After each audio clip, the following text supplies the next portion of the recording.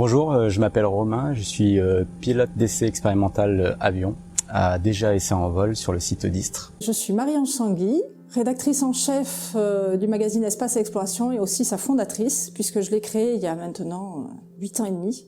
Un peu plus de 8 ans, on va dire, on attaque la 9e année. Bonjour, je m'appelle David Memoun, je suis professeur associé en systèmes spatiaux à l'ISAE Supaéro. C'est mon surnom d'astronaute NASA. Billy Bob, téléporte-moi vers la baie numéro 9. Billy Bob, beam me up, voilà, comme on dit dans Star Trek. Et moi, je lui répondais Copy John et Energize now, et bzzz, avec le manche, je le faisais passer entre les deux panneaux solaires, voilà. On a fait du Star Trek dans l'espace grâce au Canada. Vous avez ressenti quoi quand vous êtes sorti du coup? C'est un grand moment de liberté et une sorte d'extase, puisqu'on oublie très vite le scaphandre et on a l'impression d'être en train de faire une sortie dehors sans rien, tout nu. Le sport automobile reste dangereux. Un corps humain n'est pas fait biologiquement pour se faire stopper d'un coup net par un mur à 300 km/h. Comme les hommes ne sont pas faits pour aller et vivre dans l'espace. C'est bien pour cela qu'on les admire autant.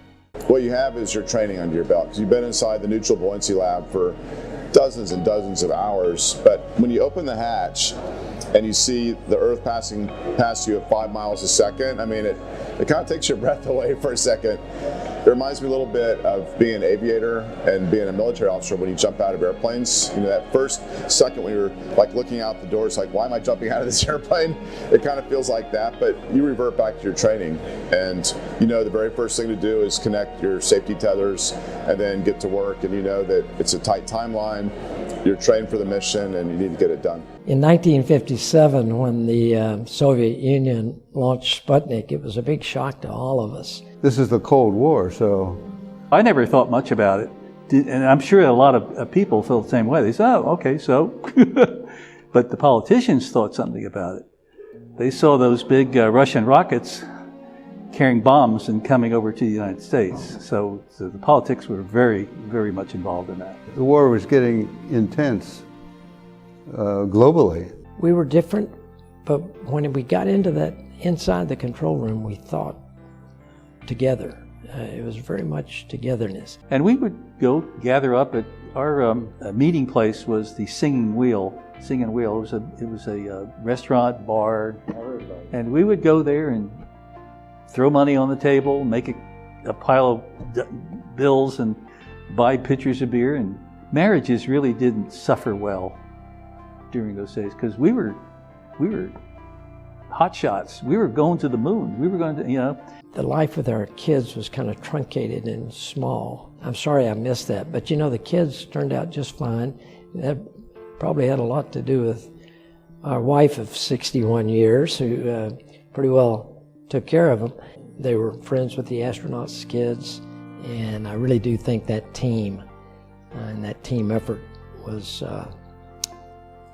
the difference. An honor to be there at that time. Yep, I would have to say my favorite job was being a flight director in mission control. Je savais qu'Enos était un très mauvais porte-parole pour le programme, donc j'ai préféré dire aux députés qu'aucun des chimpanzés n'était disponible. Il n'acceptait pas les refus et insista pour voir les singes. Puisqu'il le voulait, il allait les voir, et je savais très bien à quoi m'attendre. Nous sommes donc allés dans les petits bâtiments où les chimpanzés étaient.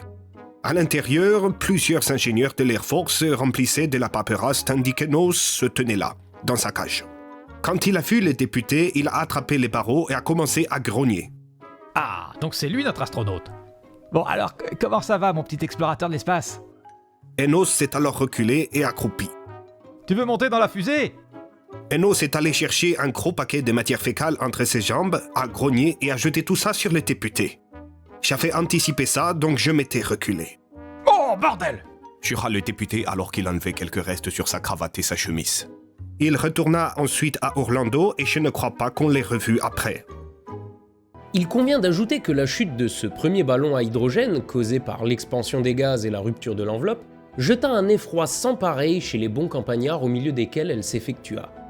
Les habitants accoururent en foule et 2 moines, leur ayant assuré que c'était la peau d'un animal monstrueux, ils l'assaillirent à coups de pierre, de fourches et de fléaux. Le curé du lieu fut obligé de se transporter près du ballon pour rassurer ses paroissiens épouvantés. Ils attachèrent enfin à la queue d'un cheval l'instrument de la plus belle expérience de physique qui ait jamais été faite. Il fut traîné à plus de 1000 toises à travers champs. Les nombreux dessins, éventails, estampes de l'époque représentent des paysans armés de fourches, de fléaux, de faux qui l'écharpent. Un garde champêtre du temps tire à coups doubles sur le pauvre ballon, un chien se précipite pour dévorer la peau, un gros curé pérore, une troupe de jeunes gens lance des pierres. Nous lisons dans le récit de Dupuy-Delcourt que l'alarme générale ayant amené un grand nombre de personnes chez le curé, celui-ci, tout aussi embarrassé que ses ouailles effrayées, finit par leur proposer d'aller exorciser la chose quelle qu'elle fût. On se rendit donc processionnellement, et non sans faire de grands détours et de nombreuses stations, accompagnés de prières au lieu où gisait sur le sol la malheureuse machine. La rumeur courait que le développement et déploiement d'un avion de chasse avancé dans les forces aériennes allemandes était en cours, mais les équipages n'avaient pas été briefés sur le profil ou les performances de cet avion. C'est certain que nous serions une cible primordiale pour les Allemands, donc on attendait une escorte de P-51. Mais dans notre avion, on voyait qu'un P-51, au loin, ce qui n'était pas normal. Tandis qu'on observait ce P-51 approcher, il s'est révélé être un aéronef comme jamais on n'avait vu avant. Pas d'hélice. Pendant notre observation, il fit un cercle serré à haute vitesse en venant de l'arrière.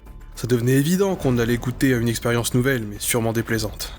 Les pilotes abandonnèrent la formation chaff et se resserrèrent pour maximiser la puissance de feu, les bouts d'ailes se touchant presque. Nos mitrailleurs étaient abasourdis par la vitesse de l'avion, et malgré notre puissance de feu considérable, on ne le toucha même pas. Le jet volait si près de nous qu'on pouvait voir le pilote, les rivets du fuselage et les canons de 200 mm. Il ouvrit le feu et coupa l'aile de notre avion leader aussi efficacement qu'une tronçonneuse, et le bombardier plongea droit vers la terre dans une spirale mortelle. On ne vit aucun parachute en sortir.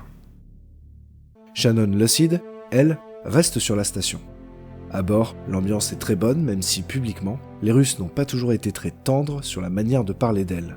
En 1996, le général Glaskov, directeur adjoint du centre d'entraînement des cosmonautes, avait prononcé ces mots. L'effet secondaire que nous avons anticipé est que les ventilations seront maintenues en meilleur état, parce qu'on sait que les femmes aiment faire le ménage. En dehors de ces paroles sexistes même pour l'époque, Lockheed ne voit aucun traitement dégradant envers elle, que ce soit lors de son entraînement ou lors de son séjour spatial. En réalité, les tâches de nettoyage sont partagées entre toutes les personnes à bord, sans distinction de sexe. C'est aussi durant sa mission que Claudie André Dehaye, connue plus tard sous le nom de Claudie Aignoret, passe quelques jours sur Mir. Shannon Lockheed reste 188 jours à bord de la station, battant le record américain du plus long séjour sur Mir, tous sexes confondus, et battant le record de durée féminine à bord détenu précédemment par une Russe. Après la mission et ce record, le même général qui avait déclenché la colère des Américains suite à ses propos sexistes dira, à propos du record de Shannon Lockheed, « Je ne pense pas que vous ayez battu ce record. Nous vous l'avons offert. » Ayant près de 1200 heures d'instructeur en T-38, je peux très certainement confirmer ce que les astronautes disaient. Le T-38 était un pur plaisir à piloter et probablement l'avion favori des pilotes. Ce n'était sûrement pas l'avion le plus facile à piloter, mais une fois qu'on savait comment le piloter, ce n'était pas difficile. En revanche, s'il n'était pas difficile, il ne pardonnait pas l'erreur. Il y avait peu de place pour l'erreur, en particulier lors de l'approche et de l'atterrissage. À cause de ses ailes très courtes, les vitesses d'approche et d'atterrissage étaient plus fortes que pour les avions habituels et la marge vis-à-vis du décrochage était plus fine. Le virage final pour l'atterrissage était effectué au ras du décrochage et à un fort angle d'attaque, ce qui est assez inhabituel pour cette phase de vol. À cause de ça, la majorité des crashs ont eu lieu lors du virage final. Mais c'était aussi une des phases les plus plaisantes du vol, car c'était une des plus difficiles. Avant l'une de ces journées portes ouvertes, j'ai reçu une requête particulière venant d'une dame. C'était l'une de nos superviseurs d'inspection. Et elle avait un fils de 8 ans qui ne jurait que par l'aviation et le spatial. Tout ce qui volait l'intéressait. Sa requête était simple. Serait-il possible de voir un de ces T-38 que les astronautes pilotent? J'étais heureux de lui dire que ce serait faisable. Mais il y avait juste un petit souci. Son fils était aveugle. Ça s'annonçait comme un sacré défi, mais j'étais décidé à respecter ma promesse. Ma fille aînée, Norma, avait un peu d'expérience avec les enfants handicapés. Donc je lui ai demandé des conseils. Elle m'a dit que les aveugles voyaient avec le toucher. Ça a remplacé la vision pour créer des images tridimensionnelles dans leur cerveau.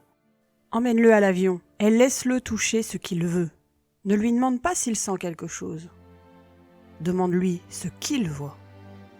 Le vendredi après-midi, la femme et son enfant entrèrent dans le hangar et je les ai accompagnés au T-38.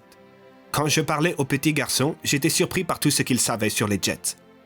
Ces petits gamins connaissaient plein de détails sur les bases de l'aérodynamisme et l'aviation à réaction. Quand on est arrivé devant le T-38, je l'ai soulevé pour qu'il puisse toucher le nez de l'avion. Je lui ai dit, c'est la fin du jet. La pointe troue l'air quand il vole. Tu peux le voir? Oui, je peux le voir. Très bien, alors faisons un peu le tour. On a marché le long du côté du jet, le gamin laissant sa main effleurer le fuselage. Quand on est arrivé aux entrées d'air latérales, je lui ai expliqué que c'était l'endroit où l'air alimente les moteurs. Il a tout compris.